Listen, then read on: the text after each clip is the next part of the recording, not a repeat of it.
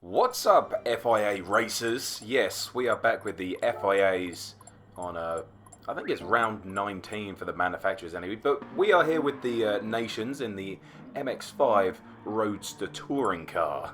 11 laps around Tsukuba in comfort soft tyres will not make us worry about tyre wear or fuel. It's just a flat out race to the finishing line. It's around 1800 points for first place, so we better go out and set a pretty good qualifying lap if we want any chance of getting some good points in this round. So I actually set my fastest lap time on my first flying lap, and I'm pretty sure it was 100%, well not 100%, but largely down to following this Spanish guy here. He finished really close to the top of the field in both qualifying and the race, so he had very, very good pace. But, I mean, I guess I did well to stick with him, so I can't give him all the credit. But something that you have to really try not to do in this Mazda is slide. So it's very easy to slide when you come out of corners and when you go into corners, which is going to slow your momentum down. And in these sort of N-class cars, it's so important to keep the momentum through the corners, which, to be honest, is something that I really struggle with in this game. I much prefer Group 3, Group 4 racing. So whenever I race in this kind of class, it's always just for a bit of fun, just to see where I'm at in comparison, basically, with other racers. And as we come up the back straight here, still in the slipstream, so that's helping us quite a bit. We come into the final corner here. No need to go up to 4th gear. It's just going to cost you time switching between the gears. And can you get on the power early? The earlier you can get on the power without running off into the barrier on the left, the better. So a pretty good lap time there, and as we have the beautiful intro running in the background, I think it's going to be good enough for 9th position. Like I said, all I want to do in this race is just to finish in the top 10, and I will be one massive happy bunny.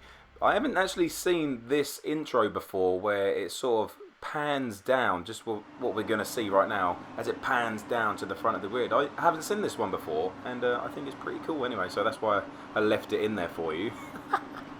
But simple pleasures out of the way, yes, we are in 9th position, a lovely blue and black livery there as well, repping the colours as we get ready to go for this race. Now, once again, all I want to do is to move forward in this race. We're starting in 9th, I want to move forward. The grid was really close. We are actually only 3/10 off of P1's lap time. So it's going to be really close. I know there's going to be bumps, there's going to be elbows out. We're going to get our elbows out as well. One TCS on there, and then I flick it off as soon as I can, and we get a better run off of the line than the Frenchman in 8th position to our right.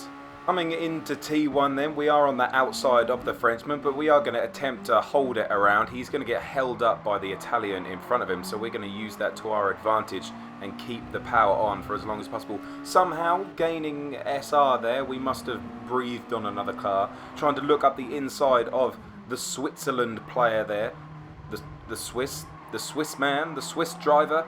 But no look in there, no luck there, so we have to just sit back in 8th position. He's come through the fast right-hander there. He's just going to run a little bit wide, a little bit of contact with the Italian, and we're going to have the inside into the hairpin going onto the back straight. Making sure we hit our braking marker perfectly, and as we probably would be carrying a little bit more speed due to the slipstream from the cars in front, so always keeping that in mind when you are driving with other cars.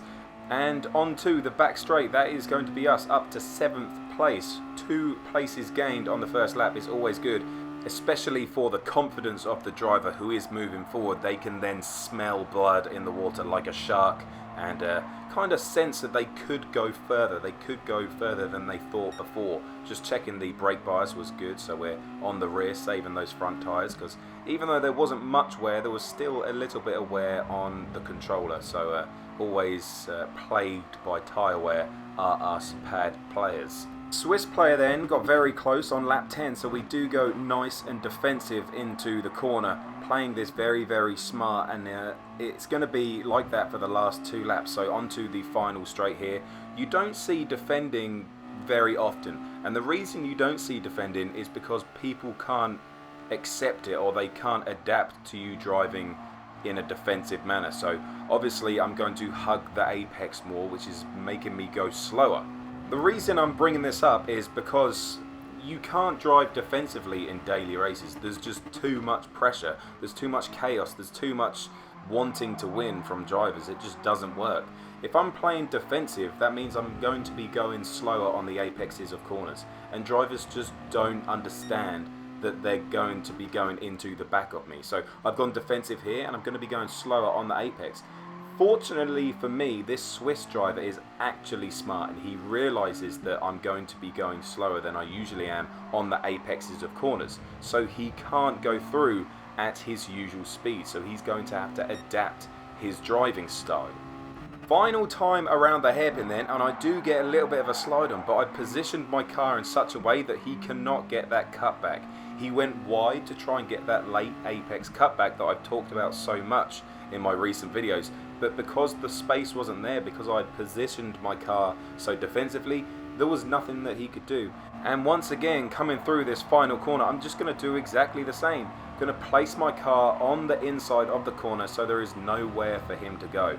Very good racing between the two of us. I was more defensive, and he did really well not jeopardizing his dignity by going for moves that just weren't there or forcing his way past me. So thank you, Mr. Swiss man, for actually driving a really good and decent race. But apart from that first lap action and the last 2 laps, the race was pretty mundane and pretty boring. It was just trying to be consistent. I didn't really have an opportunity to overtake the guys in front, and you know, until the last 2 laps, the Swiss guy didn't really have a sniff in at all. So pretty average. I went up 2 positions, 1,200 points for the nations as well. Actually got me up to around 14,000 points now, I think. But there we go, that's the nations. On to the manufacturers then. Really looking forward to this one. I only need one more good result, and I will be actually second in Mazda in the manufacturers. So, you know, that's a really big thing to be looking forward to. So, really looking forward to it. This was the only chance that I could get to do this round as well. The first slot was the only slot I could get into. And, yeah, what do you know? Classic PD. I don't understand why this happens. Maybe you know more of it in the comments section. It has nothing to do with the fucking cache. It has nothing to do with that. Because I've done it before. I've deleted the cache, and then I've been disconnected the next race. It has all to do with the cache. So don't say that in the comments, because it literally does nothing. I don't know why this is not priority 1 for their game. It is the worst thing, apart from the penalty system, about this game. And it fucking infuriates me that they haven't fixed it. Oops, did a couple of swears there, but now you know how I feel, and I'm sure there's more people out there that feel like this as well. Sorry that the video is a little bit shorter than what I wanted it to be, but obviously this is out of my hands. But thank you for watching, liking and subscribing. Let me know your thoughts about the disconnection issues in the comments section below. Thank you to the channel members for doing y'all thing, and we'll see you in the next one.